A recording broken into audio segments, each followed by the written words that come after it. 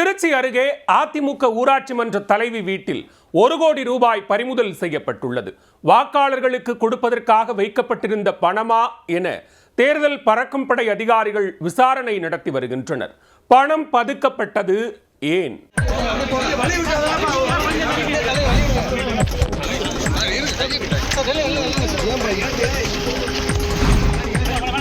வீட்டில் 1 கோடி ரூபாய் கைப்பற்றப்பட்டது குறித்து விசாரணை நடத்துவதற்காக ஊராட்சி மன்ற தலைவி திவ்யாவை போலீசார் அழைத்துச் செல்லும் காட்சிகள்தான் இவை. வாக்காளர்களுக்கு கொடுக்க பணம் பதுக்கப்பட்டதா?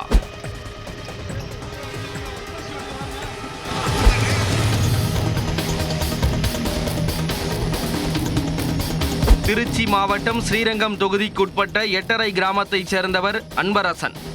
இவர் அதிமுக வடக்கு மாவட்ட செயலாளரும் முன்னாள் அமைச்சருமான பரஞ்சோதியின் சகோதரி மகன் ஆவார். அன்பரசனின் மனைவி திவ்யா தற்போது ஊராட்சி மன்ற தலைவியாக உள்ளார். அன்பரசன் திவ்யா தம்பதியின் வீட்டில் அதிக அளவு பணம் பதுக்கி வைக்கப்பட்டிருப்பதாகவும் வாக்காளர்களுக்கு கொடுப்பதற்கு இந்த பணம் வைக்கப்பட்டு இருப்பதாகவும் தேர்தல் கட்டுப்பாட்டு அறைக்கு தொலைபேசி வாயிலாக ஒருவர் தெரிவித்திருக்கிறார். உடனே தேர்தல் பறக்கும் படை அதிகாரிகள் ஊராட்சி மன்ற தலைவி திவ்யாவின் வீட்டிற்கு விரைந்து வந்து அதிரடியாக சோதனை நடத்தினர்.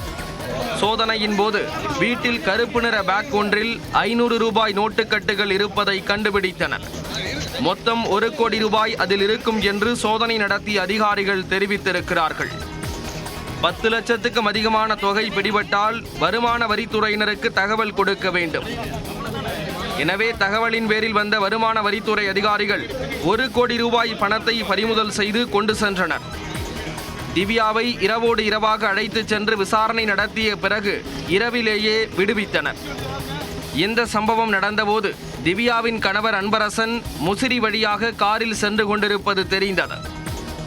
தகவலின் பேரில் முசிறி போலீசார் அன்பரசனை வழிமறித்து முசிறி காவல் நிலையத்திற்கு அழைத்துச் சென்று விசாரணை நடத்தினர். அவரிடம் விசாரணை நடத்திய பிறகு அதிகாலையில் அவரையும் விடுவித்தனர். தேர்தல் நடத்தை விதிமுறைகள் அமலில் இருக்கும் நிலையில் வாக்காளர்களுக்கு பணம் கொடுப்பதற்காக இந்த பணம் பதுக்கி வைக்கப்பட்டிருந்ததா என்ற கோணத்தில் விசாரணை நடைபெற்று வருகிறது. திவ்யா வீட்டில் சோதனை நடந்தபோது ஜீயபுரம் காவல் உதவி ஆணையர் பாலச்சந்தர், ஆய்வாளர் குணசேகரன் தலைமையிலான போலீசார் அங்கு பாதுகாப்பு பணியில் ஈடுபட்டிருந்தனர். திவ்யா வீட்டின் முன் குவிந்த அதிமுக நிர்வாகிகளும் தொண்டர்களும் தொடர்ந்து காவல்துறையினருடன் வாக்குவாதத்தில் ஈடுபட்டதால் விடிய விடிய அப்பகுதியில் பரபரப்பான சூழல் நிலவியது.